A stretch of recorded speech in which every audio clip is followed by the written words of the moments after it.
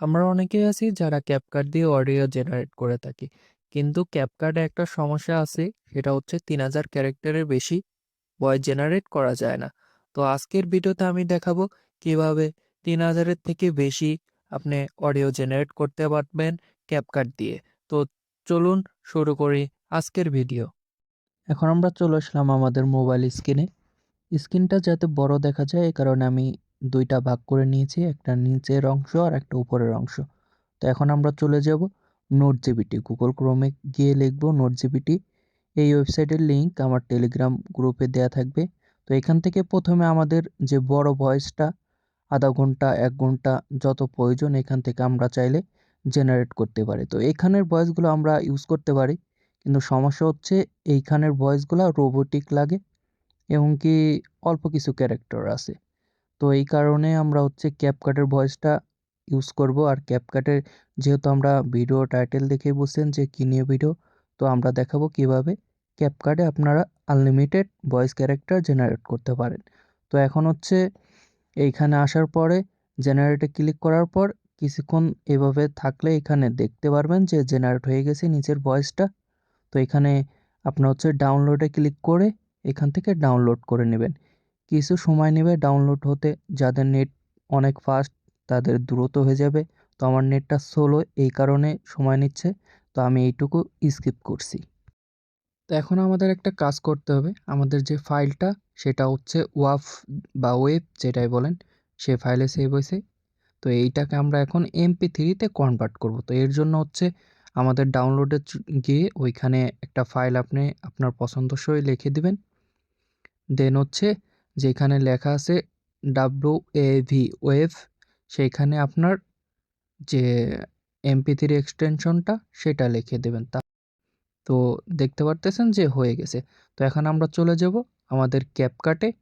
তো ক্যাপকাটে আসার পরে আমরা হচ্ছে একটা নিউ প্রজেক্ট ওপেন করে নিব। তো প্লাস আইকনে ক্লিক করে নিউ প্রজেক্টটা ওপেন করে নিলাম। এখান থেকে আপনাদের দেখানোর জন্য আপাতত একটা ছবি চুজ করে নিচ্ছি। তো এখানে আপনারা দেখতে পারতেছেন যে একটা ছবি আমি নিয়ে নিছি। তো এই ছবিটা আমি হচ্ছে টেনে বড় করব, যে আমার ভিডিওটা এই যেটা আছে ওইটা ওই পর্যন্ত আমি নিয়ে নিব। তো এখন হচ্ছে আমরা যে ভিডিওটা অডিওটা চাইতেছি এখানে সাউন্ডে ক্লিক করে, তো আমি এখান ফাইল থেকে ডিভাইস থেকে আমার যেখানে অডিওটা আছে আমি সেখানে চলে যাব। তো ওইখানে আসার পরে আমি যে নামে ফাইলটা এইমাত্র সেভ করছি সেটা আমি খুঁজে নেব। তো দেখতে পারতেছেন যে আমি ফাইলটা খুঁজে নিয়েছি। তো এখন হচ্ছে আমি এই ভিডিওটা টান দিয়ে শেষ পর্যন্ত নিয়ে নেব।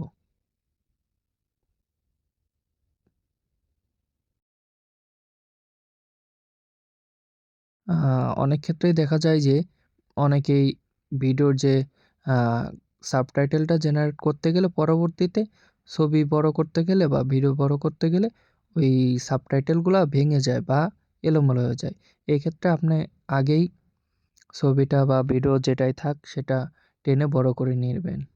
পরে আপনি কাট করে ওগুলা রিপ্লেস করে দিবেন। তো এইটা নিয়ে যদি ভিডিও চান আমি বানিয়ে দেবো, সমস্যা নেই। শুধু কমেন্ট করে জানাবেন। তো এখন হচ্ছে আমাদের যে ক্যাপশনটা এইটা আগে সবার আগে জেনারেট করতে হবে। আর অবশ্যই আমি যেভাবে করতেছি আপনারাও সেমভাবে করার চেষ্টা করবেন। তো এইখানে একটু সময় নেবে।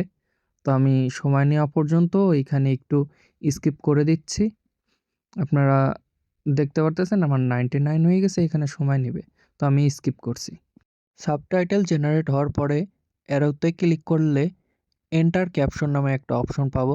সেখানে ক্লিক করার পরে এডিট ক্যাপশন বা এডিট দিস ক্যাপশন এটা আসবে, সেটা আমি চাপ দেবো।